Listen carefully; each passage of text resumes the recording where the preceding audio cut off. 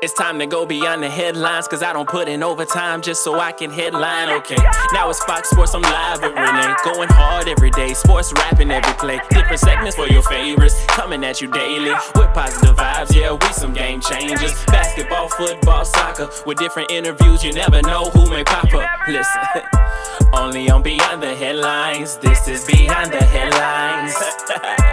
Only on Beyond the Headlines. This is Beyond the Headlines. Only on Beyond the Headlines. This is Beyond the Headlines with Renee Washington. This week in our Positive Vibes Only segment on Beyond the Headlines with Renee Washington, we have Speedo Mick, a viral sensation for his work in London because he's an addiction and mental health survivor that's now advocating to give back to the community. Speedo Mick, welcome to the show. Hello, Renee. Thank you. So can you give our listeners some background on why you even got started with these walks that you do? I mean, for anyone listening, you do incredible walks, 1,000-mile walks. I mean, you are out in a Speedo, not even fully dressed. It's not like you're, in jogging clothes or anything. In a Speedo, and what grabbed my attention was you're just in a Speedo, a scarf, and Everton gear, and you're walking. Can you tell us a little bit about that? Yeah, well, as far as the Speedos are concerned, when you swim the English Channel, or you're attempting to swim the English Channel, there's a little clause in there which I didn't see after I booked the boat to swim the English Channel, and for 2 years' time, so we had to do the training for 2 years before, and then when I read up on the rules, it said that you had to wear a pair of Speedos that were, not a pair of Speedos. Your garments has to be one pair of goggles, one swimming cap, and one garment that was above the groin. And I said, "What does that mean above the groin?" And he went, "It means a pair of Speedos." So I had to then begin to. I thought, I'm not doing it. I'm not putting a pair of Speedos on. That was my initial reaction to that little rule. And I'd rather just let the £1,000 that I put down on the boat. I'd rather just wipe my mouth and just let it go. But eventually I got over myself and I got myself a pair of Speedos. It took me about a year to get used to wearing them, running in and out of ponds, a little bit embarrassed. But after I swam the English Channel, I was lucky enough to do that. I then went to my hometown of Liverpool. I support the Everton Football Club. That's the blue side in Merseyside. And I went there in my Speedos, my goggles and my hat in order to celebrate the fact that I'd swam the English Channel. Now, I hadn't raised, because when I swam the English Channel, I was £1,000 short of raising fundraising for the Simon community, which was a homeless charity in London. And so people were giving me money. They said, what are you doing? I said, I swam the English Channel. So they started to give me money. So I thought, I'm going to go back. So I went back there. The stewards threw me out. You can't do that here, you can't do that. But all the fans were all applauding, and they were all handing money over. And I thought, all right, I want to go back there next week. So I went a couple of weeks later, and I'd done the same again for 10 minutes in my Speedos before the security come over and chucked me out again. And that continued until Everton Football Club just let me do it in the end. And in that way, because I was £1,000 short of my fundraising target for the homeless charity, I raised £1,000 then. But then it didn't stop. I carried on going to all the games, all the Everton games, home and away, in my Speedos, my goggles, and my hat, raising money for all kinds of charities right across the country. Then, so that's how it began. Wow, and it's incredible to see how it's evolved. You talk about starting from where you were just trying to swim the English Channel to now you are involved in so many different fundraisers, and as you mentioned, you're working in a lot of different areas. It's not like you're just fighting for one cause. You're fighting for, poverty and homelessness and mental Can, health and addiction. You're working in so many different areas. yeah. So what really motivated you to even want to do all of that? I mean, a lot of people would have just done the swim and that be it. But here you are, you've expanded, you have a great following, you're encouraging people to also get involved. Of course, anytime, Speedo Mick. So you're a survivor and an advocate. Can you tell us about your journey from swimming the English Channel to your charity walks that you do, walking thousands of miles, and then also, aside from just the work you're doing spreading awareness, your trademark blue Speedo and scarf look? Well, there's a few reasons behind that, and one of the reasons, of course, is that it's just great to be able to give back. In the past, I haven't been in the position to do that. I was the person who needed the help for a long, long time, and now I've got my life back. I try my best to give back. So the thing is it's the giving back thing. You're not being selfish or self-centered. You just get you wick all the doors open, your life opens, your mind opens, your horizons get wider when you start giving back. And it was a really weird concept to me that giving back could free me of my selfishness. Do you know what I mean? And because I was selfish unknowingly. Right. I was a self-centered person because I was living in self-pity, and I mean, I was mentally scarred as well, so I was living in a lot of pain, But the giving back process heals me of all that, and I've got right onto that back. So that's why I love doing what I'm doing. It doesn't just give back to the community; it gives me a lot of self-esteem and all. Now, Speedo Mick, take us through how you went from being an addiction and mental health. Now, Speedo Mick, take us through how you went from your battle with an addiction and mental health illness to being such a huge advocate, helping others in not just your community, but honestly in the world. Yes, and that's great that you found that purpose that Yeah, you're helping to bring and give back to others while also building yourself up, because a lot of times when people think about giving back or getting involved, you forget the fact that if you're not at your best as Speedomic, if you're not feeling your best, you can't be your best for someone else and help them out too. And you that's do talk about you're an addiction survivor, so you've had lows in life that you've overcome, and now through working with others you're able to continue that process. That's absolutely. incredible. Yes, absolutely, and it's true. It's the word you used there was purpose, a purpose in life, and it this thing that I'm doing, this giving back, this trying to help other people, really does feel like my purpose right now. It really does. You Mm-hmm. know, I just love it, and I also love the challenges as well. I never challenged myself. I never challenged myself for years, man. I was a fully grown adult before I started challenging myself. You know what I mean? And now, I've come out of addiction, homelessness, mental health. Obviously, I had mental health issues. I say obviously because drug addiction, alcoholism, it's hand in hand with mental health. And as a child, I suffered as well, and I lived in self pity for a long time and all. But I was unaware of how I was feeling. The fact I'd I'd gone back, all that responsibility. I let it go of all the responsibility once the addiction took hold. You know what I mean? And that's when all the selfishness and my self pity set in, and the pointing finger at other people, blaming people. I had all that stuff going on that just kept me in a dark place, perpetually keeping me in the corner, Mm-hmm. isolated, away from everybody. You know what I mean? And not accepting any help as well. My pride was in the way there as well. But you know, that's changed. Obviously, that's completely changed. And now, I'm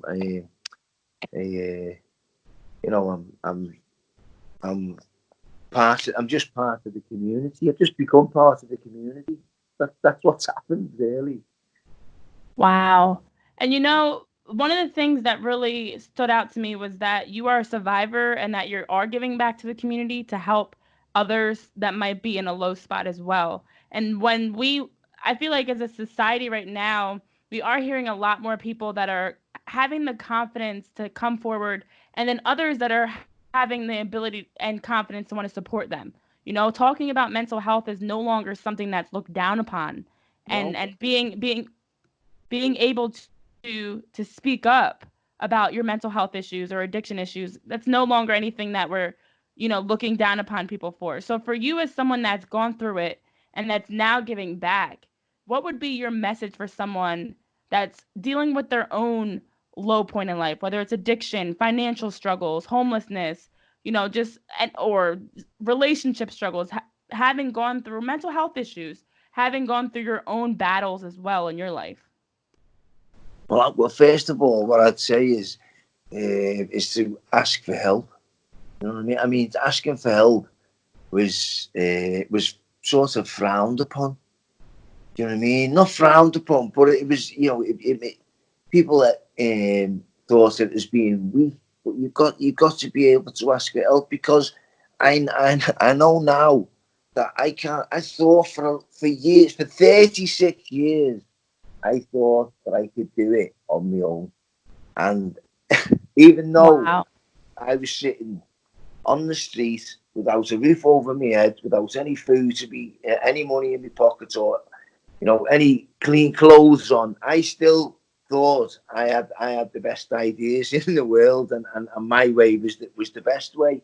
And it was only the day I said, and I didn't know this at the time, but the day I accepted somebody's help was the day my life changed, and the day that I accepted that my way of thinking wasn't the way to go, was Mhm.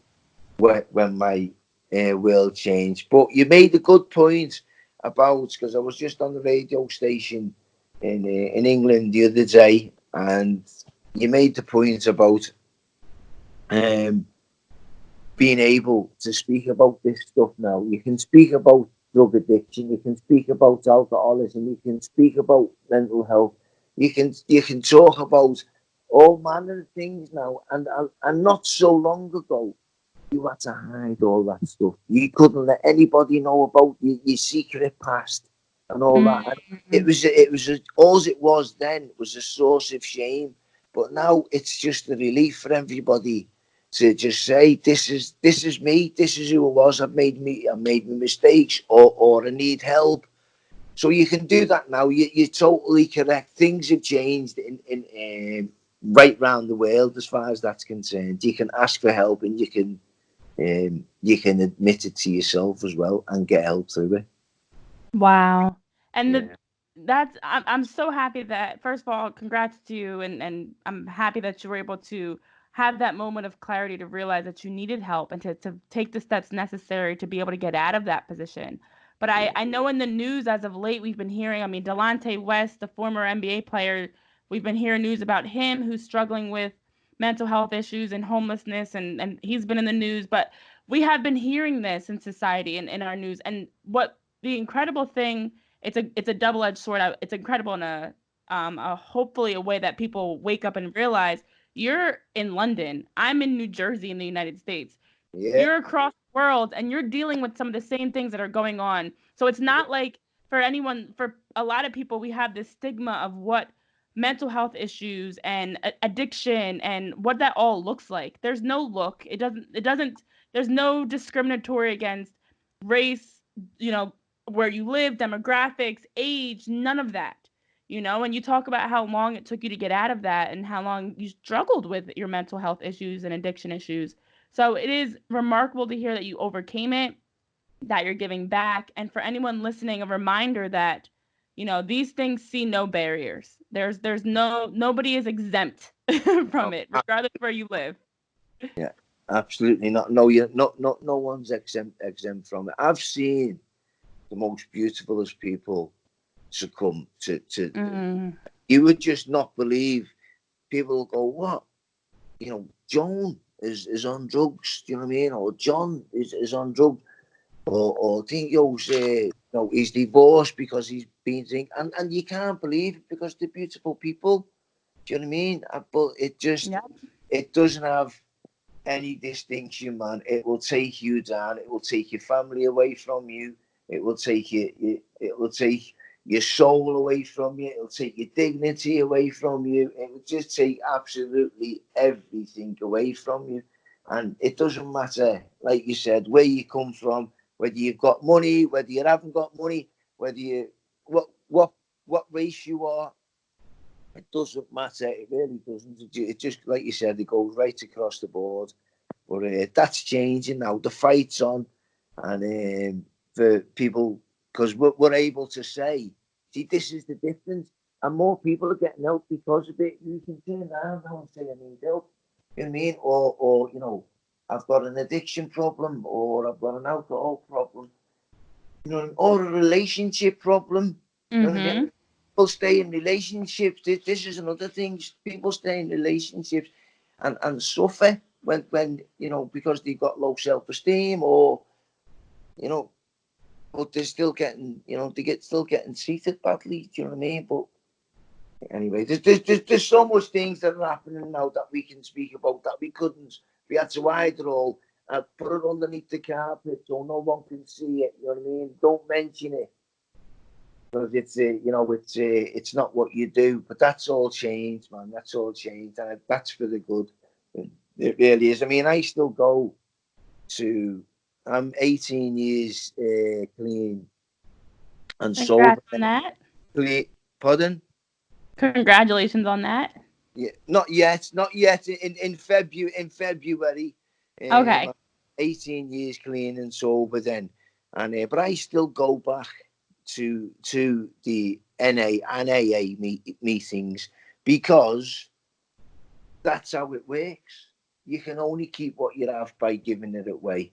And I didn't understand any of them concepts at all. In fact, all this, what I'm doing, originates from the NA and the AA meetings. This is where it's coming from. This is where I'm living my life through them 12-step programs. That's what's happening here. You know what I mean? And it really does work. Don't ask me how it works. Honestly, don't ask me how. All I know is if I practice what they practice or follow in their footsteps, then just my life just seems to get a lot better, and it enhances loads of other people's lives. So I still go to them meetings, and I go to the meetings not just for myself, but to hopefully help somebody else who's just walking the door, who's got no hope whatsoever, or they feel like they've got no hope of getting clean or getting dry. Do you know what I mean? You walk in and you think, this is not going to work for me. I mean, you've been thinking the same thoughts and going through the same thought patterns for 36 years and changing that. See, that's the difficult part, because you've got to change the way you think. You've got to literally go right back to from the beginning, or even when you were a child, and you've got to start reconnecting them wires, because they're all messed up. All the signals and all the direction that you got or that I got when I was a child, they were wrong, man. They were all the wrong things to do and say, and I just followed. Like you say, I never had anyone really to look up to, and you know what I mean. So yeah. Anyway, I think I've sort of lost me pip there. I lost me pip, got into the flow there, and then I've lost it. It's all good. So, I mean, where can our listeners follow along with what you're doing? I know you're out. You do every time I talk to you, I feel like you're on a walk, walking miles for fundraisers, not just on a walk to clear your head. You're walking miles and miles, which is incredible. So tell our listeners a bit about that, as well as where they can follow along with all your charitable work. All right. Well, I know there's quite a few people over in the States who were already following me, especially the Everton fans, because I'm an Everton fan. And but my name is Speedo Mick. Speedo Mick. That's and you can get me on the Twitter, the Instagram, or the Facebook. I mean, I'm in the midst now of walking from Johnny Groats, which is the one end of Scotland, to Land's End, which is the other side of England. Ooh. It's 1,000 miles. It's in the dead of winter, and I'm in a pair of knickers. I'm in Speedos, so I'm doing 8 hours. I'm doing 8 hours a day in the freezing cold, and like I say, also got is me hat, me Speedos, and me boots on. You know what I mean? So that's what we're doing now. But the fantastic thing about this is it's gone a little bit crazy in England, because I'm all over the tellies, I'm all over the radio at the moment. Somebody's just donated £50,000.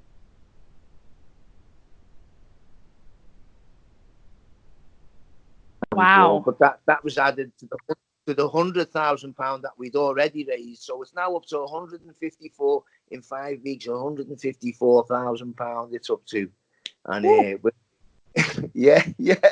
Wow! So we've got another 3 weeks to go to get to Land's End, and we're hoping to raise £250,000. Oh my! Well, you're a little over halfway there, so you're on the right track. Yeah, we're on the right track. Yeah, and it's going to be it's going to be called Leave the Light On, but it's not up and running just yet. But you can get, if you go on to leavethelighton.org.uk, you'll be able to see exactly what it's all about on the website there. And you can also donate on there, and you can donate on the page, which is Speedo Mick's 1,000 mile charity walk in the Shreddies, which means underpants, really. Awesome. Speedo Mick, the man. Thank you so much for joining Beyond the Headlines with Renee Washington this week. It has been a pleasure having you on and hearing about your journey. Again, I thank you for being open and sharing your struggles with mental health addiction, and overcoming all of that mental health and your addiction, as well as just to talk about what you're doing now to give back. So thank you. It's been a pleasure. Yeah, listen, thank you very much, Renee, and nice speaking to you, America.